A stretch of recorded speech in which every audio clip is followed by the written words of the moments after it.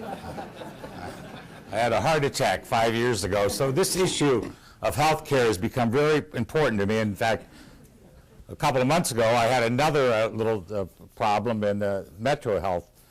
So both Metro Health and the Cleveland Clinic responsible for me focusing my attention, obviously, on health care, besides the other things that are happening at the county level now.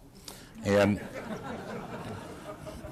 in any event, when I talked with Toby and others, it made sense to me, as Toby just identified, what I think is and underscores why we're doing this, and that is clearly how do we reshape and redefine our economy and our future. And this is a defining moment with respect to how we see ourselves as a city and as a county, as a region for the future. I don't have to give you the litany of reasons why we need an alternative, watching what has happened to the auto industry and the steel industry and our problems, economics right now in this community, 10% unemployment. We don't have to go through the figures that we're confronted with in all the other areas that give us reason for being deeply concerned about the direction of the community. And as Toby has indicated, the direction of the community is obviously the healthcare, biotech area of our community. When you've got more than 70,000 individuals engaged in healthcare, direct services, you know full well that that really is now the General Motors, the engine of the economy for Cuyahoga County and really northeastern Ohio as well. So how do you balance the demands of looking to the future with the burdens of trying to fund this? And that is at the heart of the question is a quarter-cent sales tax. No convention facility in the country exists without being subsidized. And that's the reality of convention facilities across the country. But how do you add a different dimension to making this convention facility something new, attractive, unique to the community? Otherwise, you're just another convention center like Pittsburgh or Cincinnati or Columbus, et cetera. And in each of those cases, that investment has not really benefited that community the way they thought it would. So it made sense to me, after discussions with the many people in the community, to marry or wed the question of a convention facility with something unique to Cleveland, Cuyahoga County, and northeastern Ohio. And that's why this whole idea of a medical, the Mart, made sense after discussions, obviously, with Toby and others. I would be remiss, however, if I didn't point out, although Chris Kennedy is here, Mark Falanga is probably the one most responsible as the vice president of the Merchandise Mart for making that happen. Is Jim McCafferty, who's the county administrator. We all sit up here and take credit for the very arduous and difficult task of trying to strike a deal that would make some sense for the community and obviously for the Merchandise Mart as a corporate entity. And those were difficult negotiations, and I want to underscore the fact of how important it was to have the kind of involvement we had from those on a day-to-day basis that made this a reality. Mark and Jim and others are grateful for that involvement. Where are we? We are in a situation now where we're moving forward. I think if Chris doesn't mention it, I'll take credit for it. It looks like we'll be moving forward in the next 60 days or so on the public call and the investment in public call to change the configuration there to begin to attract numbers of, we think, possible individuals and organizations interested in bringing their business to Cleveland.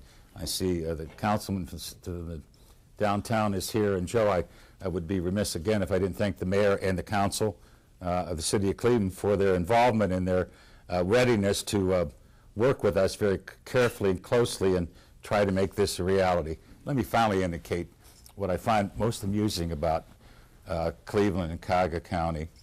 I can be philosophical because I'm not going to run for office ever again, so take this for whatever it's worth. I'll take the bet on that one. You better not talk about running for office yourself.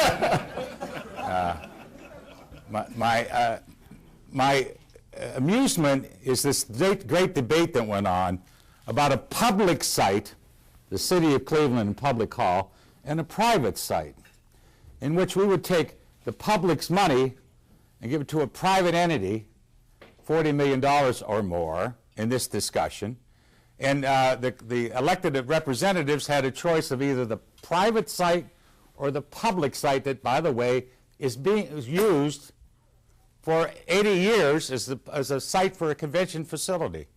And the great debate that went on, especially with the newspaper that I find amusing, even more so, was that what was this debate?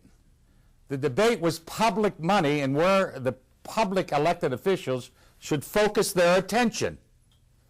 And to ask the simple question, what do you do when you abandon a facility in a community? What happens to that facility when you abandon it? In a city that's struggling. And in my view, and in the view of the leadership of the city and others in this community, there was really no choice. In addition to that, that money that's generated through the quarter-cent sales tax is going back into the city, both in the sense of the building that we're building and the people that will be employed, but in addition to that, the acquisition of the public hall, et cetera. And I would hope that people would be reflective about this as we made this decision, what we think was in the best interest of Cuyahoga County and the community. You elect people to represent a judgment at a particular time. We have to make those judgments and face that reality. Now, I don't mind a public debate and discussion, but when it gets silly in the end, and people aren't thinking with any rational process, you do find it a little disconcerting in a city that, and in a county and in a community that has serious problems economically. Leadership means you say to the people who elected you for a fixed period of time, here's my best judgment. Here's my best judgment. I think that the county said to the community, this is our best judgment for investing in our future and shaping our future as a community. And I think that most people will understand in the long term, like they learned from Gateway some years ago, that those investments were important to shape the future of a community.